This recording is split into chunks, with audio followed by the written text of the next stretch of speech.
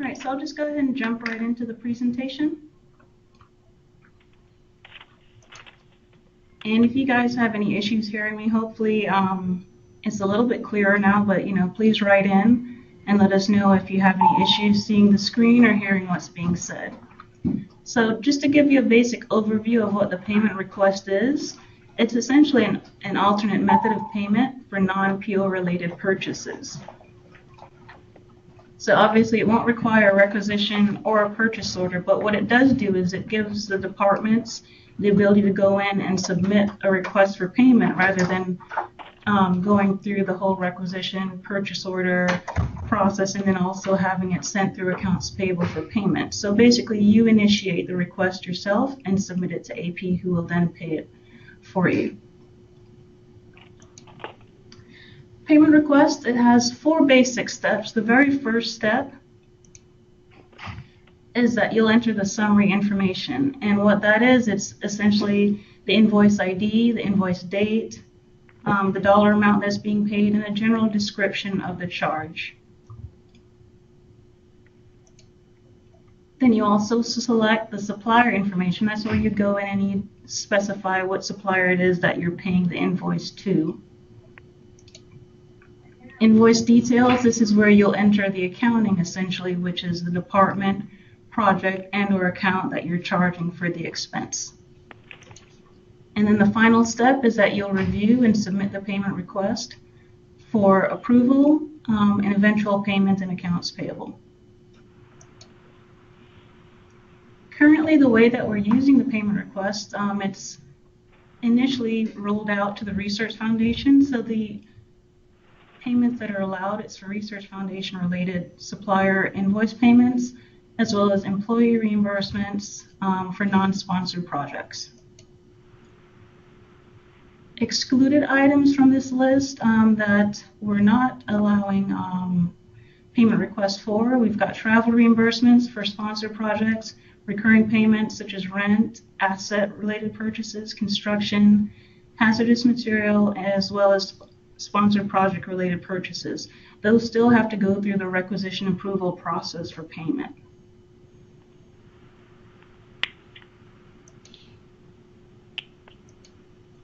As far as the supporting documentation, as you'll see when we'll walk through it a little bit later in the presentation, is when you create the payment request, similar to the way that a voucher would be entered in accounts payable, is that you have to attach all the supporting documentation to that voucher. So the supplier invoice, if there's any receipt, any type of backup, such as the program or the agenda, as well as the agreement, and the appropriate approval also has to be included on that backup as well. In terms of the invoice naming convention, if you're paying a supplier invoice, the invoice ID is going to be the one that's provided to you by the supplier. If you're paying a utility or a cell phone bill, you'll see in the chart the prefix in that invoice ID is going to be the account number followed by the service date range. If it's a reimbursement for travel, then it's the EMPL ID plus the date of the D1. And reimbursements for non-travel, the last 4 digits of the supplier ID followed by the D1, the date on the D1.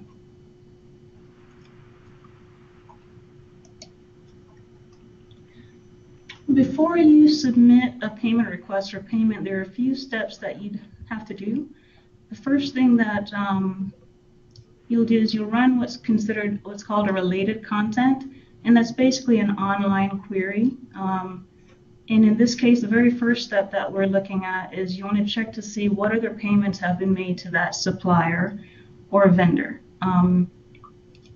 In this way, it just helps to prevent any duplicate payments for something that's already been submitted. So once you run this related content query, one thing you want to check is the invoice number and the amount that was paid out. The next step is you also want to check to see if there's enough money available for the department or the project that you're charging for this particular expense. So again, you'll go to the related content and you'll run one of these related content queries to see what amount of money is available for that project. And we'll get into it a little bit later. You'll see exactly what I'm referring to. Also, if you need to see a full list of the departments or projects that need to be charged out, that's available on the FNA website.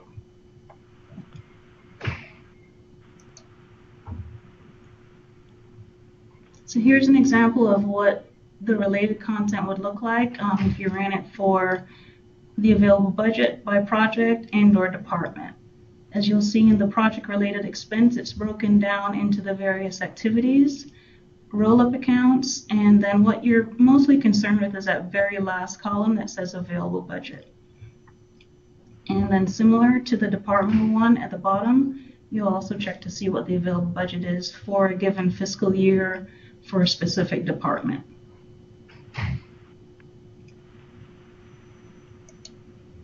So just to recap, here's an overview of what the process flow diagram looks like for the payment request. So again, the first thing you want to do is check to see what other payments were made to that supplier in the past to help prevent any potential duplicate payments of that same exact invoice. The next thing you want to do is, in the related content, check to see what budget is available for the department or project that's being charged out. And if there is money, if that invoice hasn't already been paid, then you would start the process of creating or submitting that payment request for approval. Once it's submitted, it goes through the approval process. If it is approved, the various levels of approval, then that payment request is eligible to be picked up by the nightly voucher bill process, which in turn creates the voucher. Once the voucher is created, then it gets submitted for approval, it's posted, it's also eligible for payment by the pay cycle process, and then finally the last step is that you'll have journal generate to create the accrual as well as the payment entries that's associated with that voucher. If the payment request wasn't approved, then it gets kicked back to the requester for any type of editing that needs to be done.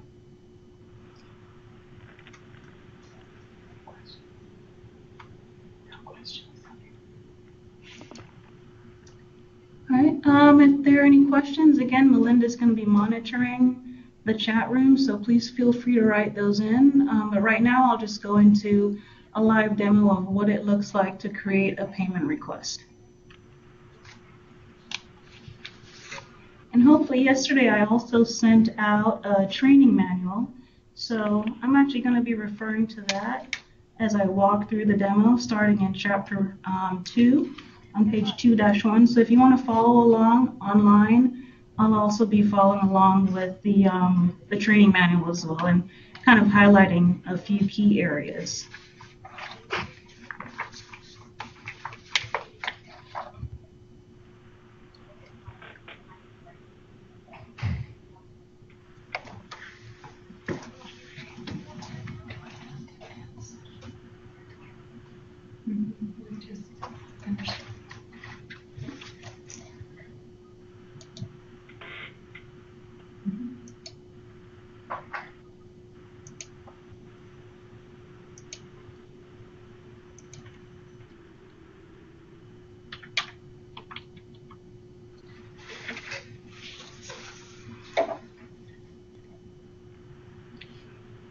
So I'll sign in as Rose. And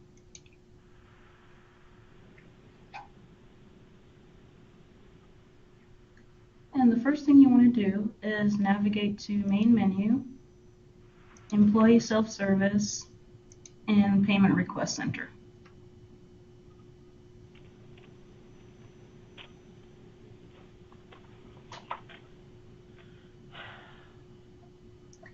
As I touched on earlier, the first thing you want to do is go to the related content and check for any recent payments that was made to the supplier that you're planning to process that payment request for.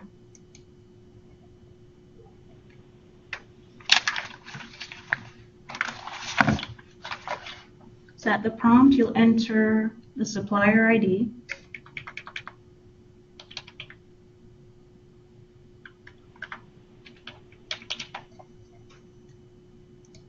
click View Results. So again, I'm checking to see whether or not that invoice number has already been processed, if there's a payment that was made out, and also looking at the specific amount. But mainly you're concerned with whether or not that invoice ID has already been submitted for payment.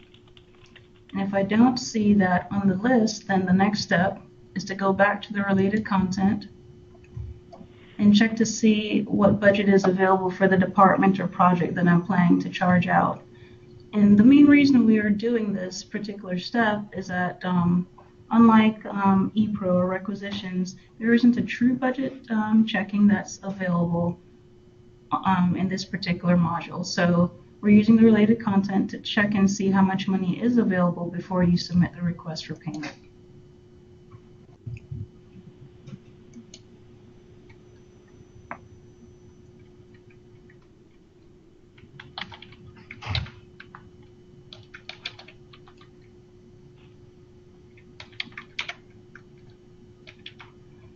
So in this example, I'm checking to see how much money is available for Department 5601-0022 for RFD01 for the current fiscal year. So you click View Results, I notice that there's a lot. So obviously I can go ahead and submit the request for payment depending on how much the invoice that I'm paying is for. In this particular case, the invoice is $6,300, so there's enough funding available to cover the expense. And from there, when you're ready to create the payment request, all you do is click the Create button.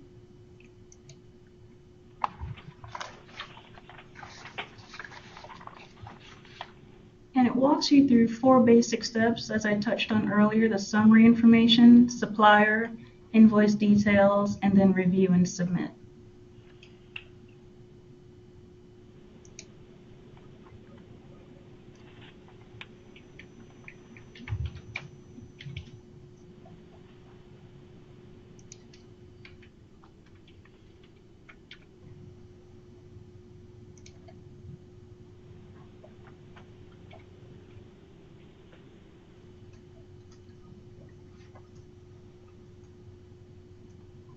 I'm just going to flip over to the invoice that I'm planning to process.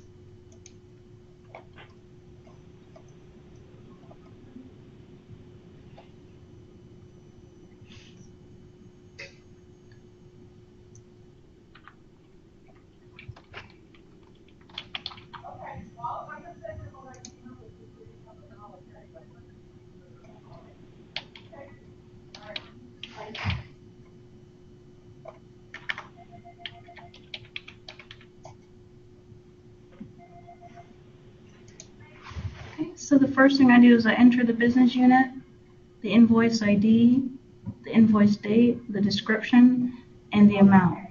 Now, if there is a freight charge that was associated with the invoice or any other miscellaneous charge, then you would enter it in the 2 boxes below. In this case, it's just a subtotal amount. And then the next step is that you have to add an attachment. In this case, it's going to be the invoice ID or any other supporting documentation that needs to be added to the request so that the person who's approving it, they have sufficient information in order to do so. So I'll just click on attachments.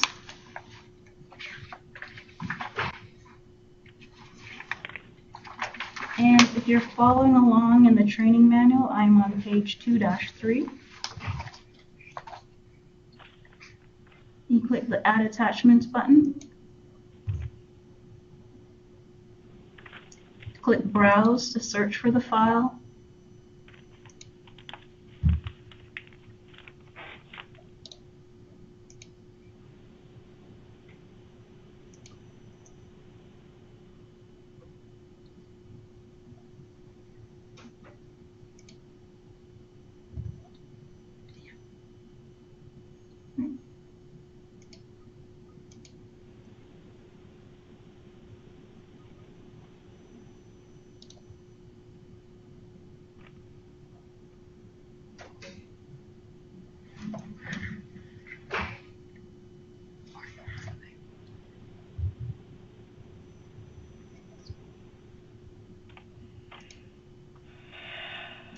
You can click open once you've located the file, and then click upload.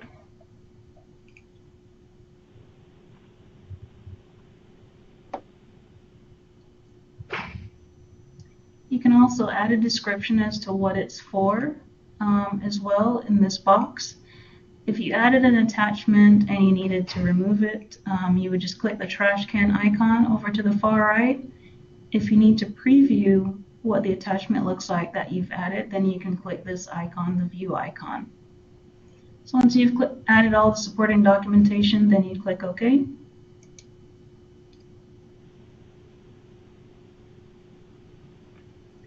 Then you click Next.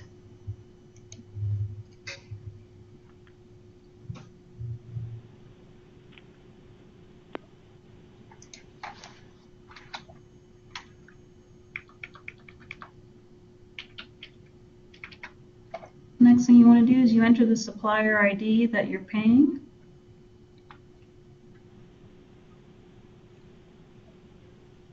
Click Next, and then that'll take you to the invoice details section. And this is where you would go in and enter your accounting. So you click Add Lines to add the invoice lines to the payment request.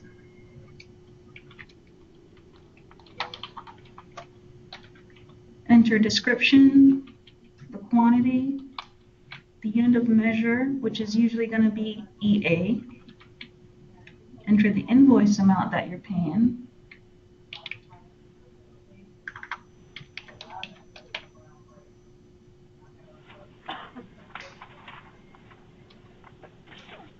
And when you tap out, that populates the line amount field because it's essentially the unit price times the quantity. Then you enter in the speed chart field the department or project that you're charging for the expense.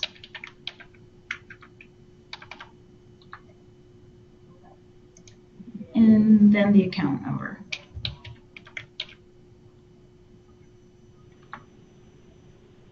Click OK.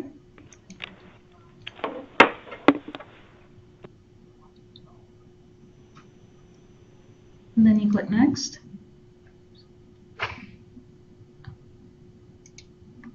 Oops, typo.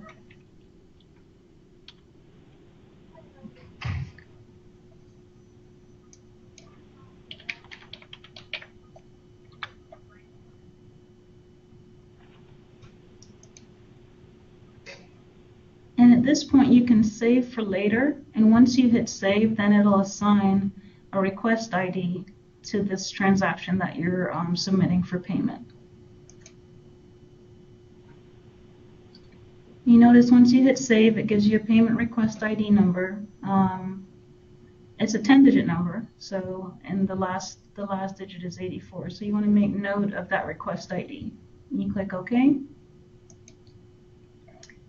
And then the last step is just, you can either review it at this point, and I'll go ahead and click review so you get an idea of what it looks like.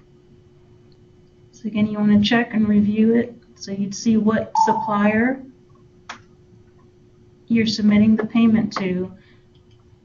You're also checking to see if you're charging it out to the right account department. And if everything looks good, then you'd hit return. And then you'd hit submit to submit it for payment. Once the message pops up, you'd click OK to say yes, you'd like to proceed.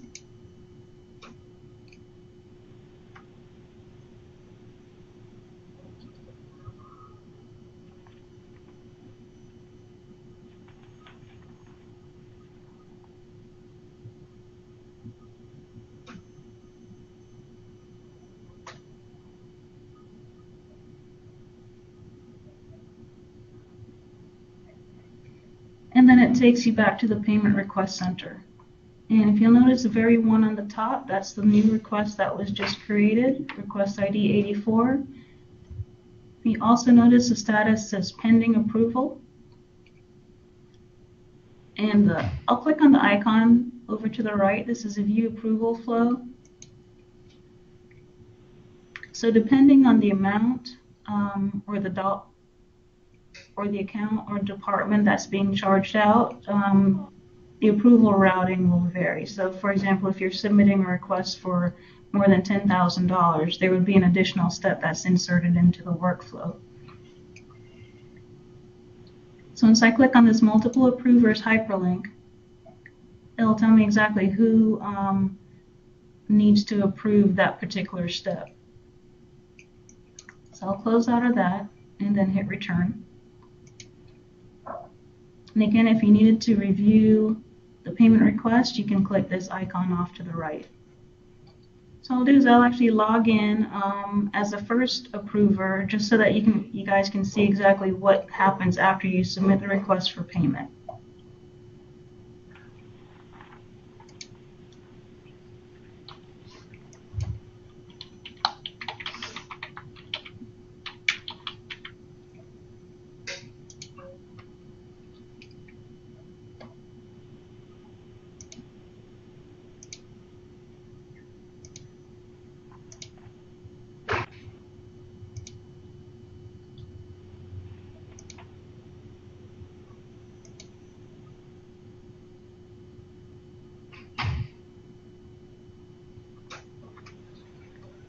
So this is what the approver will see when they log in. Again, the attachment that you added to that to the payment request. If you click on the attachments link,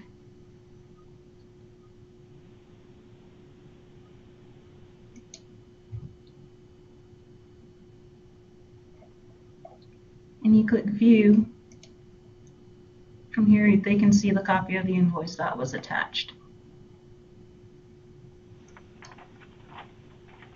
Cancel out of that. And if everything looks good, the payment request gets approved for payment. And then it gets routed to the next person in the approval chain.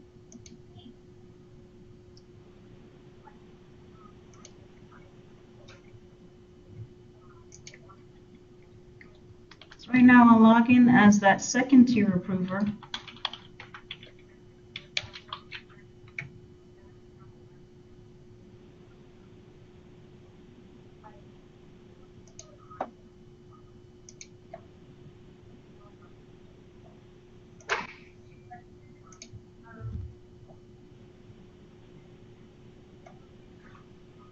And approve the request.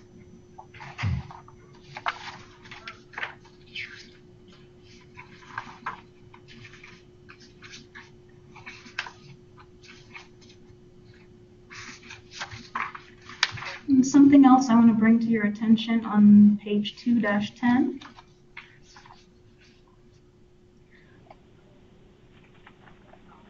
In the Tate note box, just want to highlight it says that you cannot edit the request once it's been submitted, and that's pretty key. So once you submit the payment request for approval, you can't, as a person who submitted it, you're not able to go in and edit that request. In order to edit the request, the approver actually has to deny it, and then it gets kicked back to you, and from there the edit option will become available. But in this case, I'll just go ahead and approve it.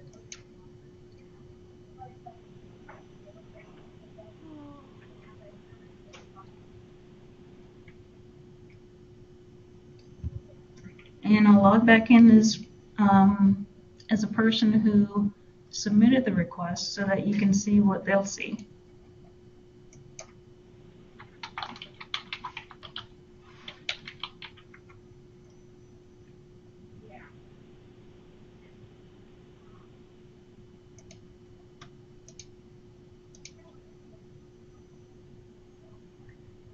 So if I look at request ID number 84, you'll notice that the status is approved. And from here, once the payment request has been approved, then the next step is that it becomes eligible to be picked up by the voucher bill process. So I'll walk through that as well so that you can see what the request looks like when it goes from the payment request stage through the voucher stage.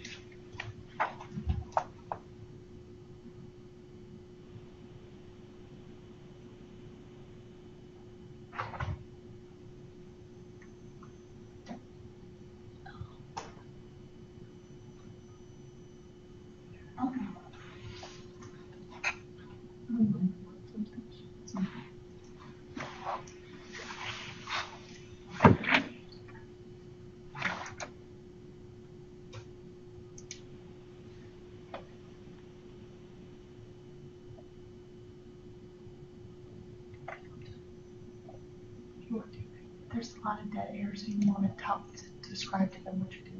Okay, so right now I'm just waiting for the voucher bill process to finish running, and it should create the voucher. In the time being, I'll also just go to my email and show you an example of what the email notification looks like when it gets routed through the approval process.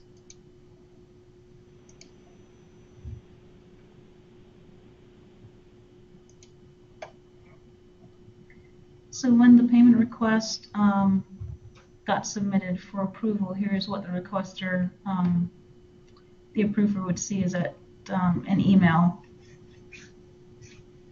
similar to the one that you're seeing right now.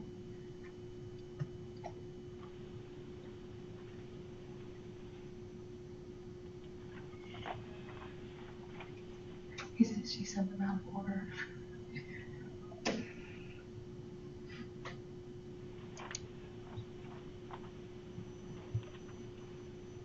So that's the one. Okay, so this is actually the one when the payment request was initially submitted for approval, and the other one is actually once it got approved. Just wanted to clarify that point. So I'll go back and check to see if the voucher bill process finished running, and it has.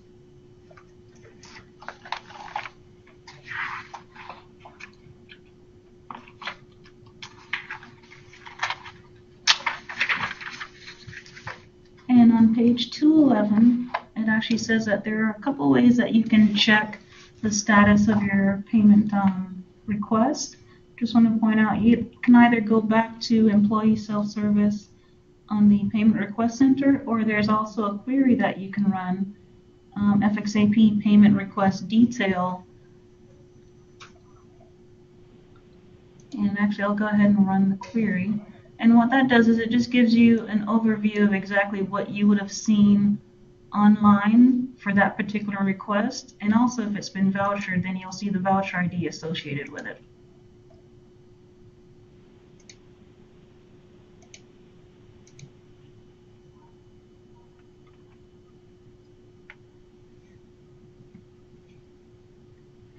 So I'm navigating to Reporting Tools, Query, Query Manager, or you can also use Query Viewer.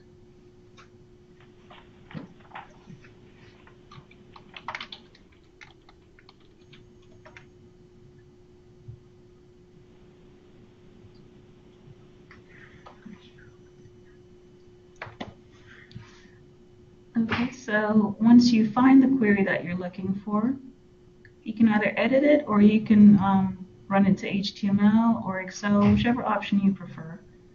In this case, I'll just click Edit.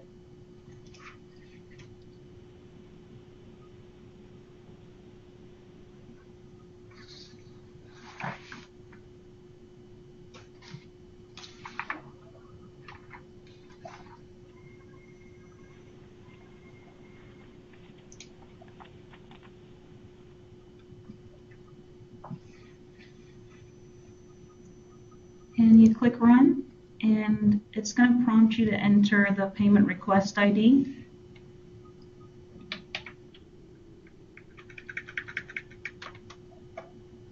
You click OK. And you'll notice that there was a voucher ID assigned, 00001747.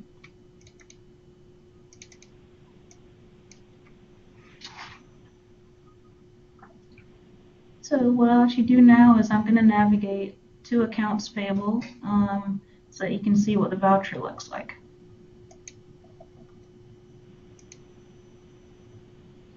So under main menu, you'd go to accounts payable, vouchers, add update, and then regular entry.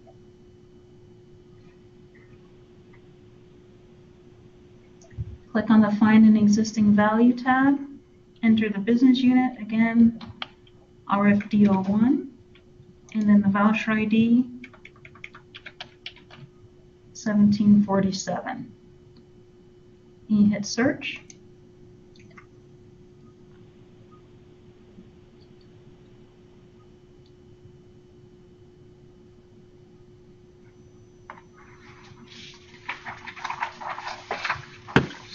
And I'm on page 2-13 in the training manual.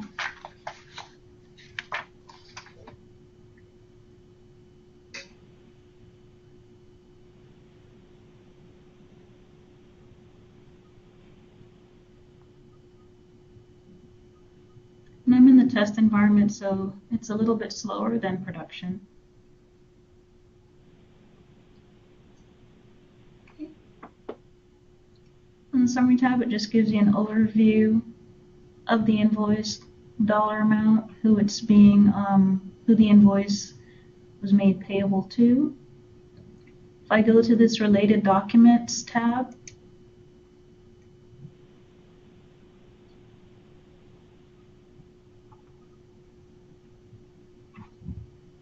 I also want to point out that the payment request currently, it's not the voucher, it's not budget checked, it's not posted, and it's pending approval. So there are a few more steps that have to take place in AP in order for this request/voucher to continue processing. So under the related documents tab, you'll notice in the bottom left corner under payment request, that's where it has that payment request ID.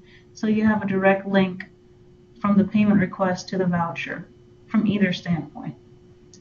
Next, I'm going to click on the invoice information tab. So if you'll recall, when you were creating the payment request earlier, this was the invoice detail section where you see the accounting that was being charged out. If I go up to the attachments link,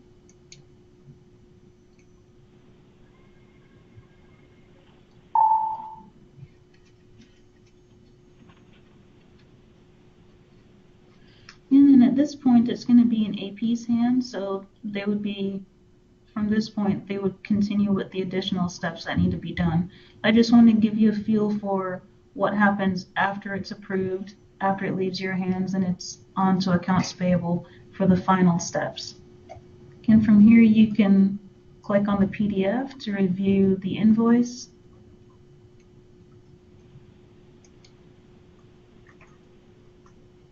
And then finally, I also want to point out, if you go to the Payments tab,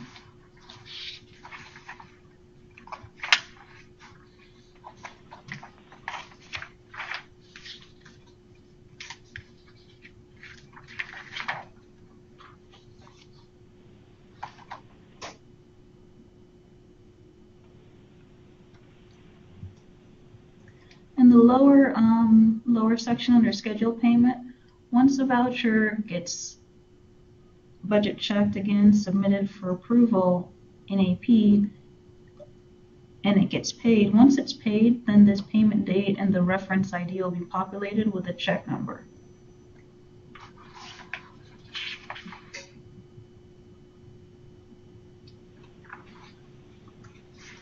And then also something else I want to point out is that when you create the payment request, if the vendor has multiple locations, then you'd select the appropriate location.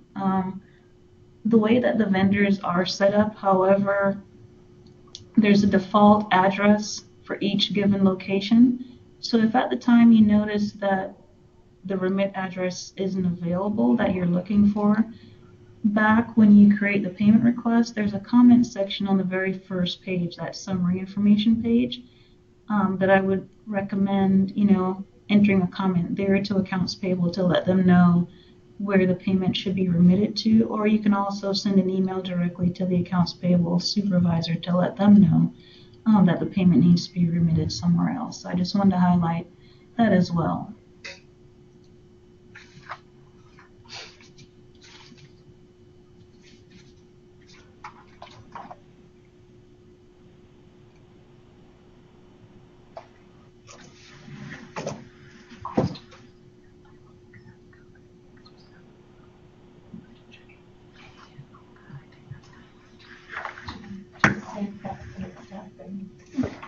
Right, so then at this point that pretty much ends what you would see in AP. So from here they would go in and they would budget check it and submit it for approval. So I won't go through all of those steps in the pay cycle, but I just wanted to point out that there are some additional steps that take place once the payment request becomes a voucher.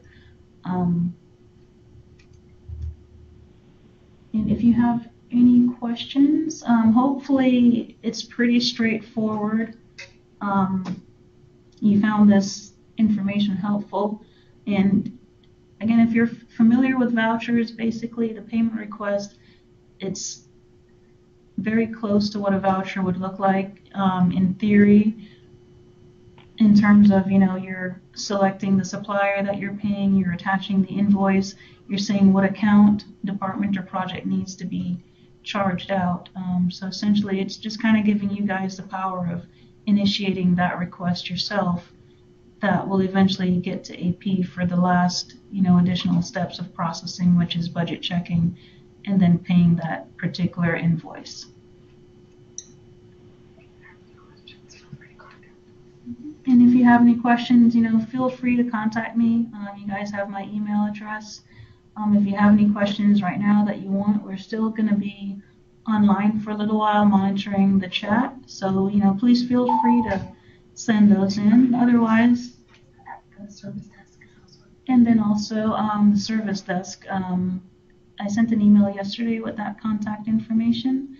So, contact them directly if you do have any issues once, you get started using the payment request functionality and you have any issues along the way that you need help on. So I don't know their address right off the top of my head, but I want to say it's fntrain@ucf.edu.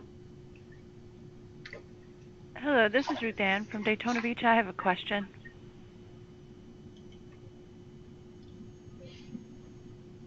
Oh. Hello?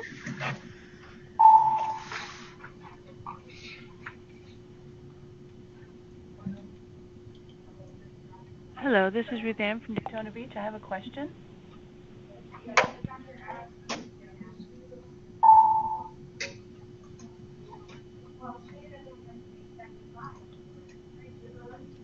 We have a question from Roseanne.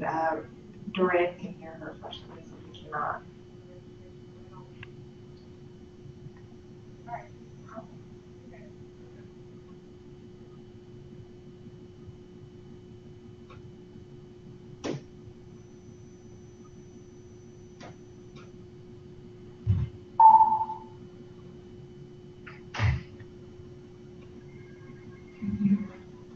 Say, please, or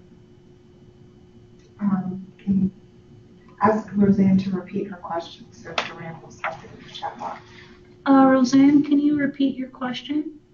My question is, I just want to clarify, this is only for payments that are under $10,000? I'm sorry, you said something about payments that are under $10,000? Yeah, so if it's a $10,000 payment, I have to use another method. Can you hold on just 1 second? Yes.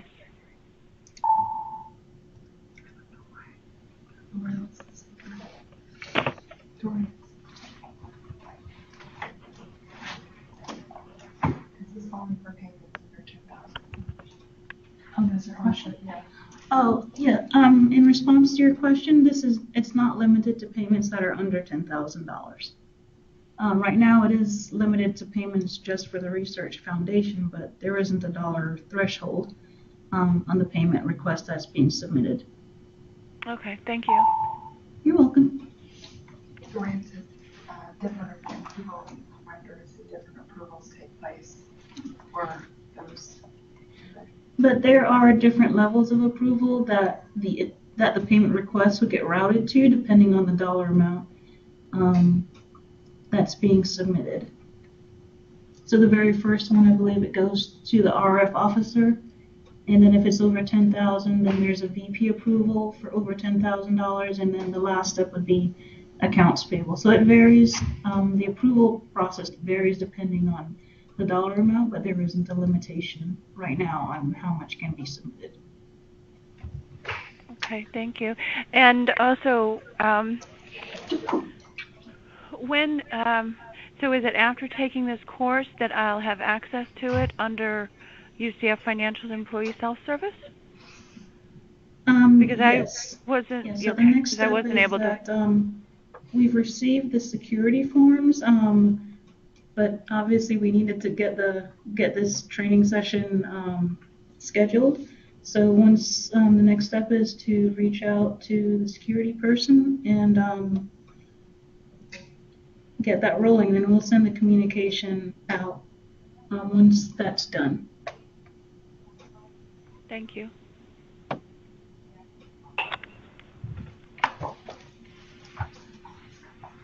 Hello? I don't know if you guys can hear me. This is Julie with the National Entrepreneur Center.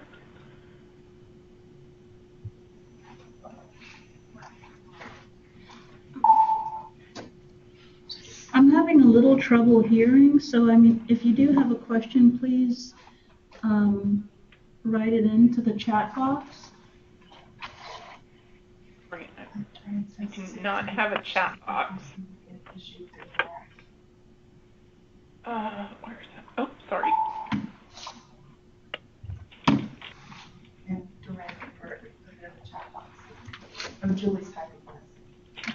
And for security requests, I believe those are being initiated through MARAF. And also MARAF and Research Foundation, they're already familiar with the payment requests.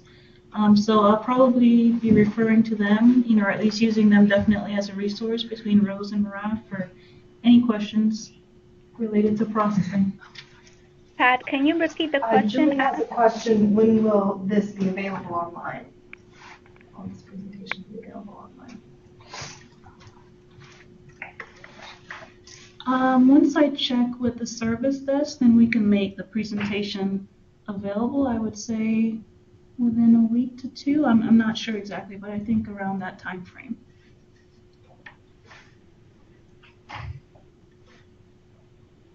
She said thank you.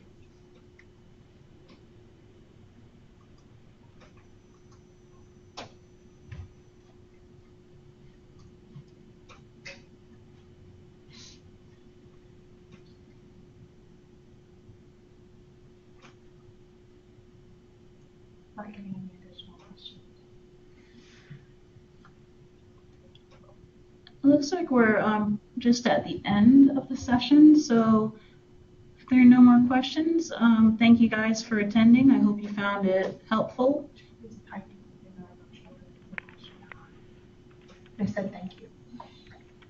And if you do have any additional questions, again, please feel free to reach out to the help desk, or you can also email me as well if you have any questions about the presentation or anything that was covered in the training manual, anything specific. And once you start, actually creating the request, that's obviously when the questions will come. So again, thank you guys for listening in.